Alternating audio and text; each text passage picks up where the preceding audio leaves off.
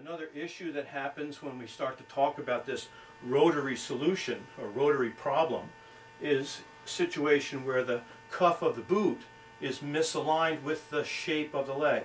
And many times you'll read on a boot, you'll see this thing that says canting adjustment, and by adjusting this, what we're really able to do is to change the relationship of the upper to the lower part of the boot by changing the angle here. It's not really canting, unfortunately. It's a misnomer in my opinion that this is a canting adjustment. It's really a cuff adjustment to match the cuff to the shape of the leg. Some situations we can't move the cuff enough. In this boot you might see that even though we moved the cuff into the best position that we could, the person's leg was still being forced into a position of being slightly to the inside. That unlocks the bones of the foot. So even if we support the foot properly, if the boot itself is pushing the leg in that direction, then we've got a problem where the foot is going towards an unlocked position, even though we would like it to be in a locked, engaged position.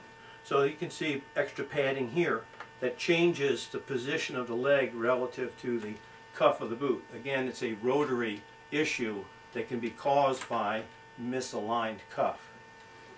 The other areas that we deal with are things like fore and aft balance, and we've already spoken about the idea of too stiff a boot, where if we go to flex, we hit the front of the boot and we can't flex anymore. We're forced into a back position.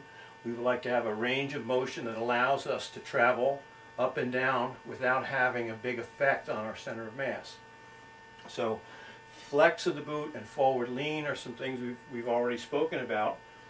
Another area of that would be the ramp angle inside the boot and the ramp angle of the binding itself relative to the boot. Those deal with fore and aft positions. I found that one of the easy solutions to ramp angle is a thing like a heel lift that can be placed underneath the liner in the shell, and it changes the foot position. If someone had a limited range of motion in their ankle, that heel lift would open that up and give them more range. The other thing is, we've talked about the foot position, and I like to put the foot into a position just at heel off in gait. So as I walk, foot comes down. As I come onto the foot, engage the foot by resupinating it, and just as I start to come off, someplace in that range is the best position of the foot, and that's the position I want in skiing.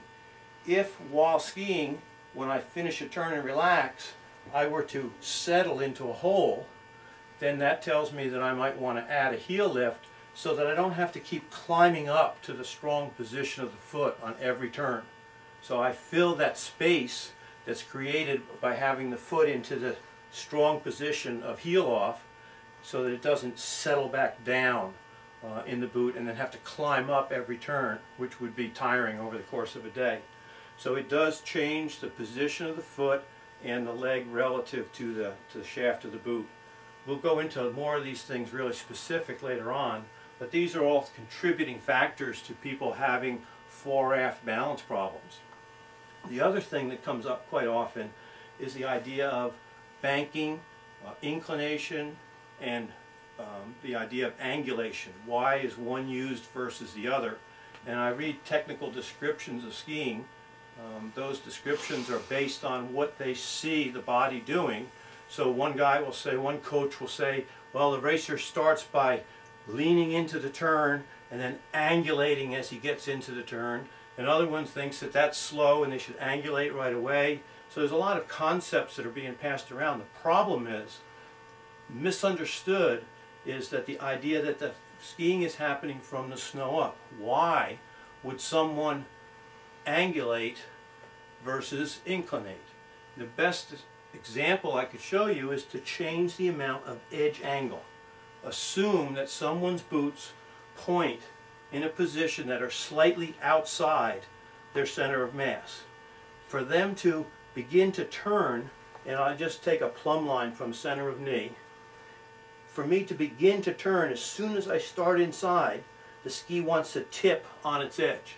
When a ski tips on its edge, we don't have a brain in them yet. The ski doesn't know whether you're ready or not. The fact is, when you tip it and stand on it, it begins to turn. So if that were to begin to happen too soon, in other words, I have too much edge too soon in the turn and the ski is trying to climb under me, at that point I have no choice but to try to flatten the ski. So the best way to flatten the ski is not to angulate, because that's a high edge angle, it's to inclinate. And you can see the edge angle change. The difference between an angulated position and an inclinated position is how much edge angle do I have. So when you see a racer or a skier begin to move into the new turn and the head and shoulders go in, the only reason that they would do that is to get mass inside the radius of the turn. It has to be inside the radius and have edge.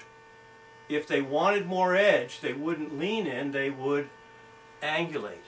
So the idea here is, if angulation creates too much edge, the solution is to inclinate.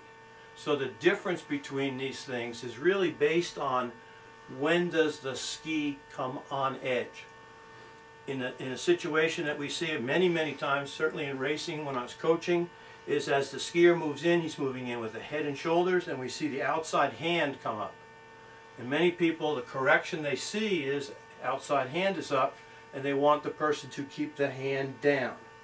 But unfortunately, they can only bring the hand down not in regard to the hip, but just the hand. Much better would be to move the hip in, because the hand and the hip basically maintain the same relationship to each other. It's not a problem of the outside hand up, it's a problem of the hip outside or the head and shoulders inside, which would be banking. The correction is not to make a physical correction to the body. The correction would be to make a correction to the angle of the boot relative to the snow. That is called canting. It's done in the sole of the boot. Many years ago, it was done underneath the binding with a wedged plate. It was called a cant strip, numbers of degrees or whatever. So these are the typical solutions, but it's so misunderstood today. And the idea, people say, well, head and shoulders in, why would they do that relative to this? And I think of it in terms of a metronome. So if I think about being quick edge to edge, am I quicker head and shoulders in, or am I quicker hip center of mass in? And we talk a lot today about core strength and the idea of the core being the key to movement patterns. What we want to do is to be able to move quickly, and the best way to do it is to move the center of mass inside the new turn, not the head and shoulders. This takes a lot longer, and it's an adjustment for the edge angle in the snow. It's not a technique, it's a result of balancing on the ski as it engages the snow. So that gives you some idea of why would somebody inclinate when someone else says we should angulate. The difference comes from the balance in the snow. It's a technical problem created by a misalignment in the ski boot. So many of the technical ideas that we have are either rooted in old styles of skis and equipment that used to have us do certain things, or nowadays with the equipment the way it is, it's how does the boot position us over the snow, and what do we have to do to balance over that.